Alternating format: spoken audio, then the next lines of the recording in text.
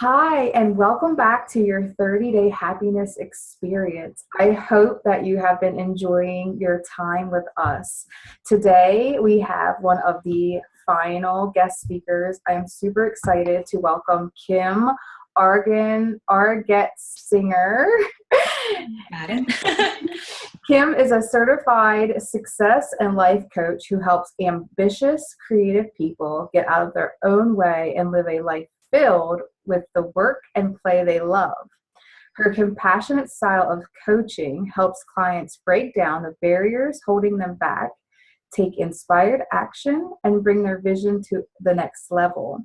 When Kim isn't coaching, you can find her getting her sweat on in a spin class, rocking out to Taylor Swift, exploring Manhattan, or indulging in a glass of wine with a loved one. Hi, Kim, and welcome. Hi, it's so nice to be here. Give me 1 second. Let me get my questions here for you. Sounds good. So, can you tell everybody what happiness means to you? That's a good one. So happiness to me is joy. It's that frequency we're in when we're in the present, we're in the now, and we're not worrying about the future. We're not thinking about everything in our past, and we're able just to stop and appreciate the little moments in our life. To me, that's happiness. It's that excited, just open feeling. That's really beautiful. I'm like taking all your words and thinking, yes, in this moment, like not worrying about anything in this very moment, just being in the experience of what you're experiencing. Mm-hmm. Beautiful. Thank you. So I hear that you are the celebration queen. You love to celebrate, which is really cool. Can you tell me what the celebration technique is that you teach? Yeah, so I teach a celebration technique. A little backstory is that I think we all teach the things we most need to hear, and I used to not be a celebration queen and just kind of plow through goals and kind of work my ass off, get to something, not celebrate it, get on to the next thing, and just feel really lousy and not enjoy things when I would get to them, kind of the opposite of happiness. And so this tool, I actually kind of put aside for a long time. I thought it was indulgent. I thought it was something that I could just kind of skip. And it wasn't until I actually thought, well, I'll just try it out, that I started noticing huge shifts in my life. I actually started feeling happy when I accomplished things, and I noticed happiness like trickling into other parts of my life. So kind of a segue into it. And it's a really simple tool that when you celebrate, you just ask yourself a few questions. You ask yourself, what am I celebrating? What is this? And taking note and noticing, why is this important? And then I like to really stop and think about, what did I do to get here? What different things have I done to get to this state, this goal? And then finally, I really want to think about, who have I become in the process? Whatever this goal, whatever this thing I'm celebrating, who have I become in the process of getting here? That's amazing. And I'm so thankful that you're here, because obviously you're teaching me too. I do not celebrate anything either. Like I can be that person that just barrels through and never actually step back and go, oh my God, Stacey, do you realize what you've accomplished? And even the little things. So I'm really grateful that you're here teaching us this technique, because I think it's so important. And that brings me to the question of, why is this so important for us? So celebration is actually a really big thing, and it's linked to happiness. And if I can geek out for a moment, I'll share a couple of ways in which it boosts our happiness. I'm sure, and probably some of these other things people have touched on, gratitude. It's kind of the positive psychology's darling, and for good reason. It's, study after study says that gratitude makes us happier. And when we celebrate, we're actually practicing a form of gratitude. So when we celebrate, we're actually stopping and being thankful for what we've done or what we've accomplished, which boosts our happiness. When we celebrate, we're also savoring. Savoring is it's like a fancy way of saying stopping to smell the roses, stopping to appreciate the little things in life. So when we celebrate, we're savoring, we're stopping and taking note of those little things that have helped us along the way, which is another way that we boost our happiness. And then these are my two favorite things. I really geek out about the brain. I love learning about how the brain works, and I love learning how this all interacts with the brain. So when we celebrate, is it okay if I go into this quickly? Yeah. So when we celebrate, we activate the reward circuitry in our brain. Basically, what that means is a bunch of chemicals flood out, and one of them is dopamine. Now, dopamine is a neurotransmitter, and when it's released, it gives us that like really sweet feeling of reward. And the other cool thing it does is it makes us want to take action on what gave us that feeling in the first place. So when we celebrate, dopamine's released, we get that really great feeling of reward, and it triggers us to want to do more of what caused that feeling in the first place. So dopamine is this really powerful thing. It's what's, when you get addicted to cocaine or gambling, it's what's released. With celebration, it can actually get us addicted to wanting to feel happier and to achieve more progress.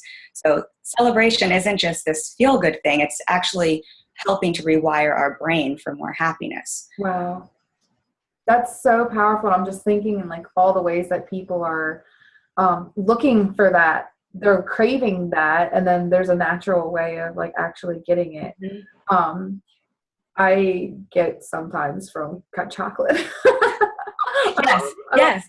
Like everybody that knows me, like Willy Wonka is like my favorite movie of all time. So I think that maybe I need to work on celebrating more with just being in the moment and taking stock of where I am versus like eating candy. Or, I mean, candy's sometimes good. You can use that as part of your celebration. You know, you savor that chocolate and have that be part of your celebration ritual. And then you'll just be firing all over the place. It'll be a dopamine party.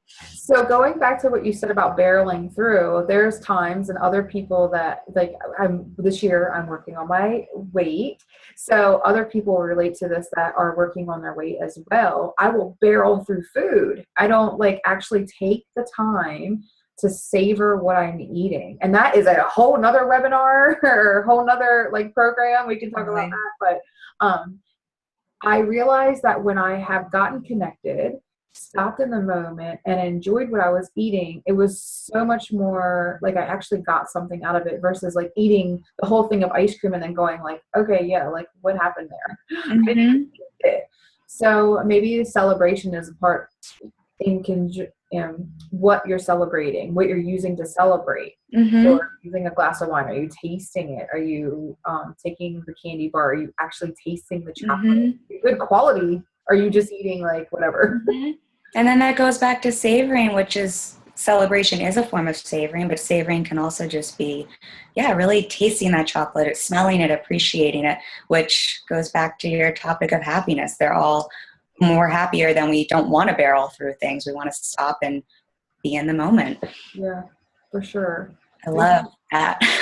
Definitely, because I mean, I think that we just get in this mindset of just going, and just bringing us back to taking a mental note of where you are and what you've accomplished, even the smallest thing, like what you're doing in your life and that you are here. Sometimes you just need to be grateful and celebrate that you're here. I could not agree more. I think we live in a society that celebrates these milestones, and it's so, which is great. That's not to be knocked, but it's so easy to forget to stop at all the little places along the way to those milestones. And so I love that you're doing this because it's, it's taking stock in all those moments. Thank you. Of course. So can you tell me how this technique has actually transformed your life to create more happiness? Yes. So like I mentioned earlier, I was a barreler. I can have a little bit of a tendency towards type A-ness. And so I was doing this, set goals and plow through them and push really hard. And then I would achieve them. And I don't know if anyone else has felt that, but when you get to it, and you just kind of feel like, meh, like what was all that hard work for?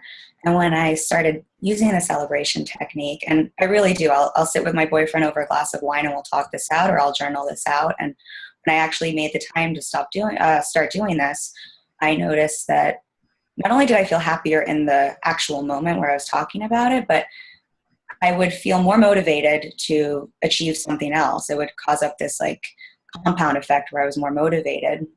But also then when I got to the bigger goals, instead of that like, what was the point feeling, it was this elated like, hell yeah, like I just did that. And I was like, oh, I'm allowed to feel this way. And then that would also then have a compound effect where then I would feel more inspired to go after the next goal, or, to work towards the next thing, but from a really different space, from a space of feeling good and motivated, as opposed to, okay, what's next?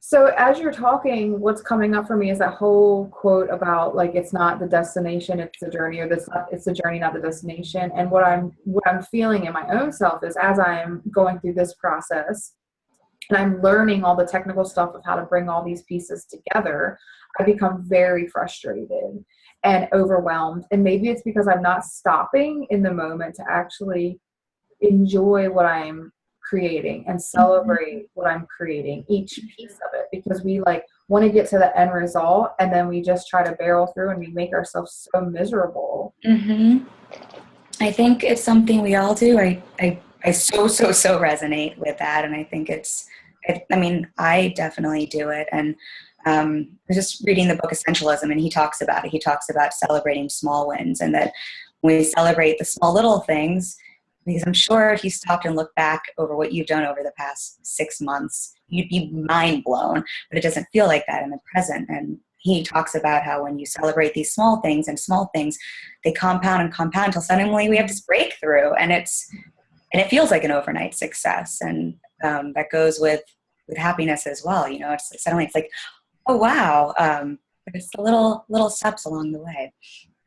That's so beautiful. I'm just thinking about like, oh, I need to start celebrating. And I know that Kim is giving everybody that's listening a beautiful gift. She's giving everyone her celebration technique, correct?